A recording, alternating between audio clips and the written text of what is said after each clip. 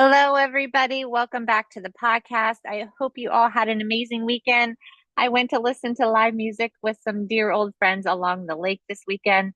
My heart is full, so this is just a reminder to schedule a catch up with your friends that you care about. So, today we are diving into 10 hidden ways, actually five, because I'm breaking it up into two episodes. Today, we're going to talk about the first five. So, a couple of reminders. Let me tell you about something Kate, my sister, and I are doing called the 15-minute 4-day fast track to shred. It is only $20. Let me tell you a story. So, I think a lot about my teacher clients who head into summer believing it will finally be easier to focus on themselves.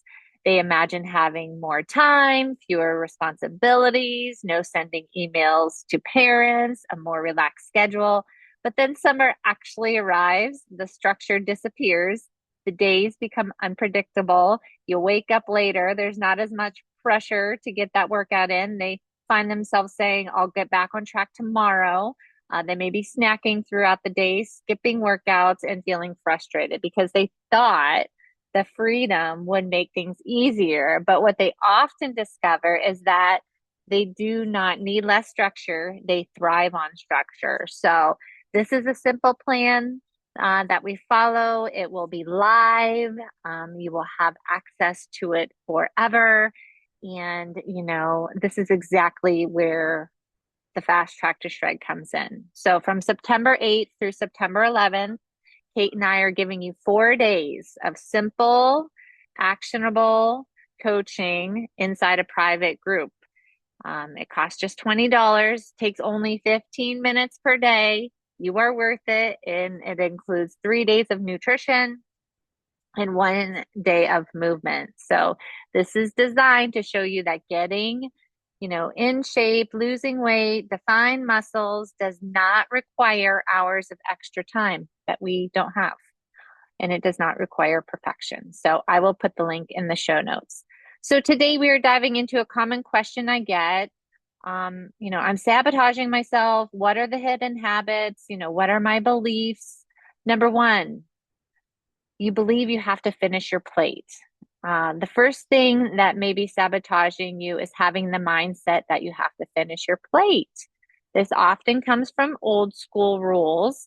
Maybe your mom, your dad, your grandma told you that you had to finish everything on your plate before you could have dessert. Maybe you had to finish before you were allowed to get up and go outside and play. Maybe you learned that you had to finish your meal at a restaurant because you paid for it.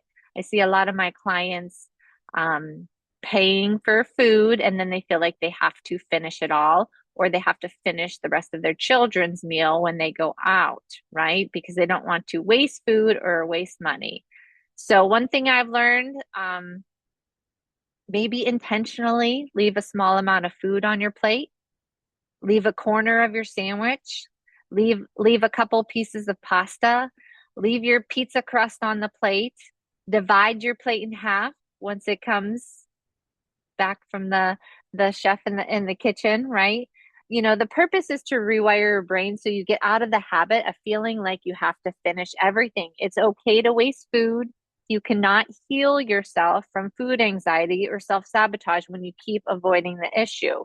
Your tummy is not a trash can. Um, I've had some of my clients write a sentence on a baggie or a Ziploc bag. I learned this from Good Morning America a long time ago. Your tummy is not a trash can. And during that episode, they collected the food that they would have eaten when they weren't being mindful, right? And at the end of the day, you can either look at the baggie or you can add it up and see how quickly those bites add up. So think about it. You may be eating off of your toddler's plate or your grandkid's plate throughout the day. You may finish everything you ordered at lunch at your favorite restaurant, even though you were already full. Maybe while cleaning up dinner, you chew on the last piece of pizza crust left on your daughter's plate. Maybe you eat the cookie at work because you feel obligated to eat it since the boss's wife made it. All of those little bites count. They can add up to more than you realize, and sometimes even more than a full day's worth of calories. So it is okay to waste food. You're allowed to waste food. You're allowed to waste money. I know that may go against many people's rules for themselves, but your body may pay for it later. Your body may pay for it later. That makes sense, right? If you keep treating it like a place to dispose every extra bite, your health is more valuable than finishing food simply because it's there. Number two, you only have sweets and treats on special occasions.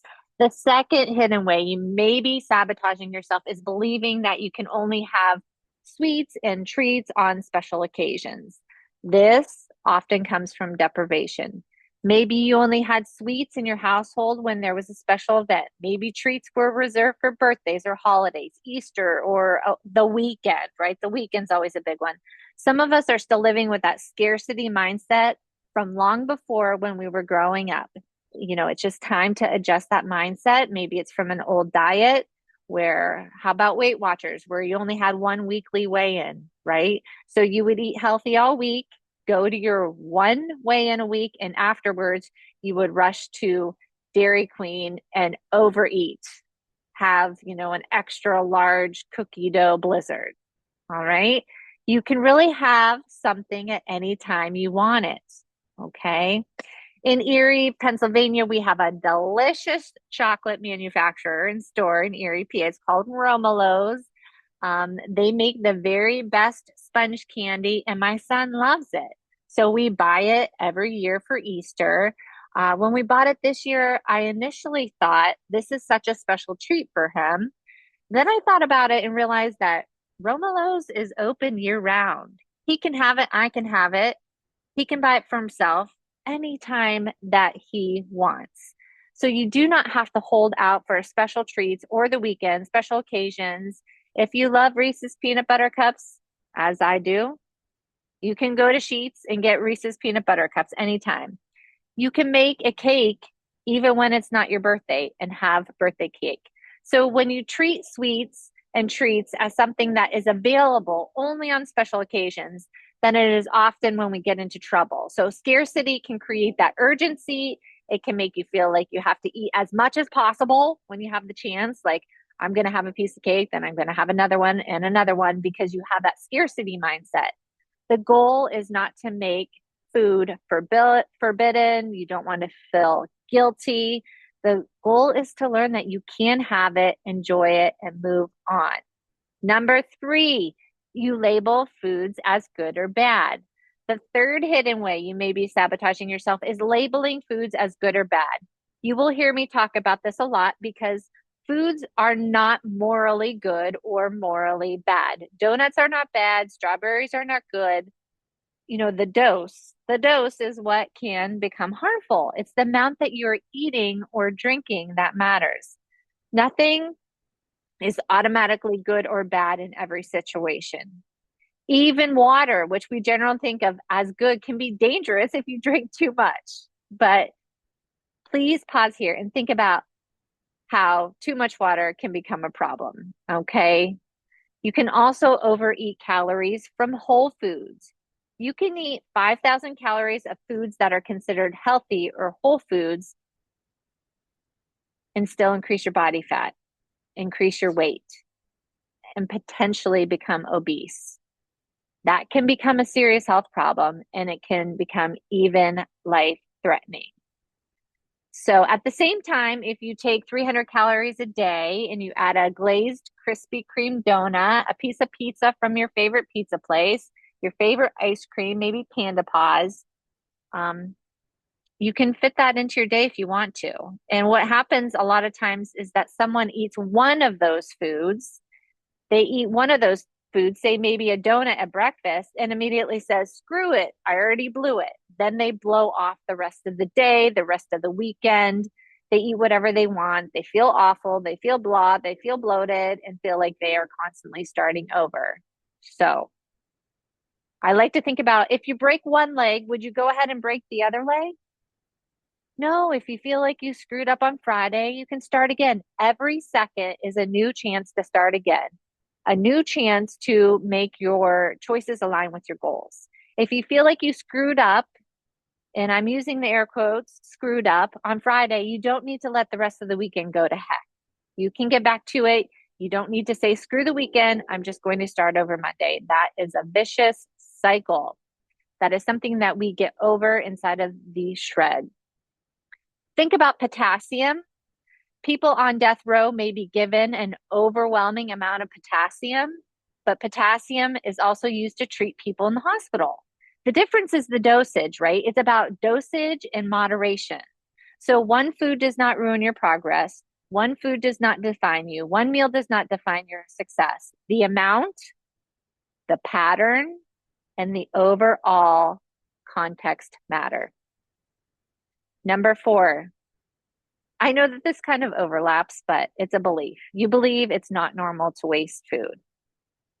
I get a lot of pushback on this, and I get it, but I want to make this very clear. It's normal and it should be normal to waste food. Be the one in your family to stop the cycle. Sometimes we act as if $3 left on our plate is more valuable than our health. And that sounds ridiculous when we say it out loud, but people do it all the time. So please be sure that you're eating until enough, not until full. Full is too full. Full means you've overstuffed yourself. It is worth leaving $3 worth of pasta on your plate. Your health has more value than $3 worth of food you left behind. And when you think about it, everything turns to waste in the end. You can throw the food in the garbage, it can become body fat, or you can digest it and poop it out. It all goes to the same place. It all becomes waste. So do not hesitate to throw away the crust. Leave the last couple of bites. You don't have to finish your whole beer before you leave. When somebody says, I don't want to waste food or drink, there's starving people out there.